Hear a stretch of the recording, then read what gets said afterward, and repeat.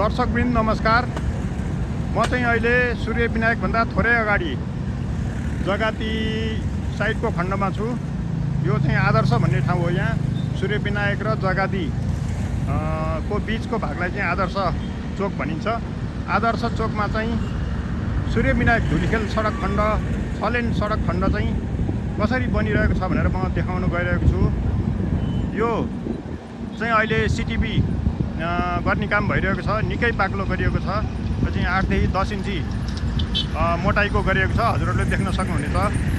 यो अगाडि मेसिन देखाइरहेको छु। यो मेसिनले चाहिँ प्रेस गरेर पिच गर्ने रहेछ। अहिले बेलुकाको 6:30 बज्यो। 6:30 बज्दा पनि यहाँ काम भइरहेको छ। यतापट्टि साइडमा सूर्य विनायक पर्छ भनेदेखि यतापट्टि साइडमा चाहिँ जगाती पर्छ। यो बीचको भाग आदर्श हो।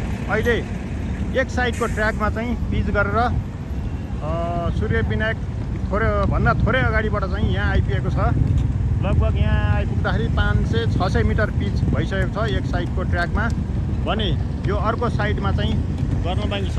यता अर्को ट्र्याक छ। यताबाट चाहिँ अब बनेपातर्फ जाने गाडीहरू गइरहेका छन् भने उतापट्टितर्फ अर्को ट्र्याकमा चाहिँ काठमाडौँतर्फ जाने गाडीहरू गइरहेको देख्न सकिन्छ। यतापट्टि हजुरहरूले देख्न सक्नुहुनेछ। यो चाहिँ नेपालले आफ्नै खर्चमा आफ्नै स्रोत साधनबाट गरेको ठुलो गौरवको आयोजना हो। यो बाटो लगभग सुरु भएको चाहिँ 3 वर्ष हुनै लाग्यो। 3 वर्ष हुनै लाग्दाखेरि समय म्याद थपेर चाहिँ पुनः समय रिन्यू गरिएको छ 1 वर्षको लागि। यो ठेक्का चाहिँ 2 चरणमा लागेको छ।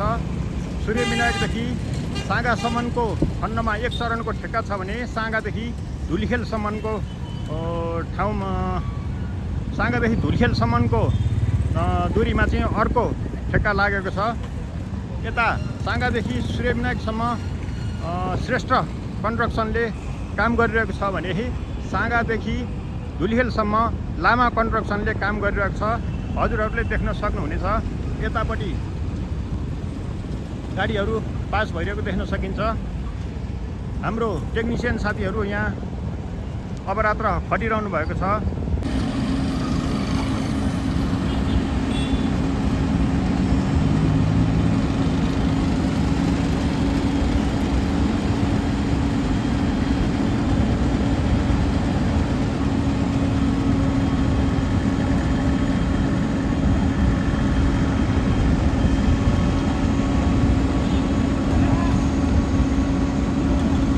यसरी तीव्र गतिमा काम भइरहेको छ।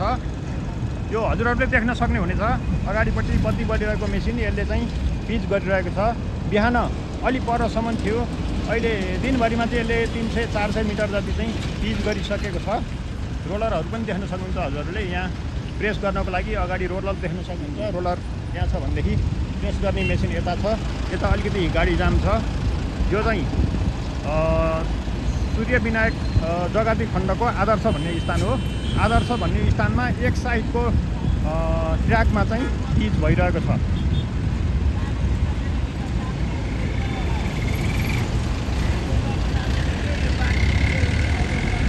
यहाँ टिपरले कङ्क्रिट ल्याइसकेको छ।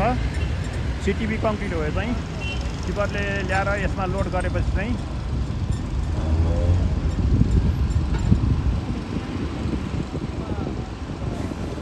पिच हुँदैछ।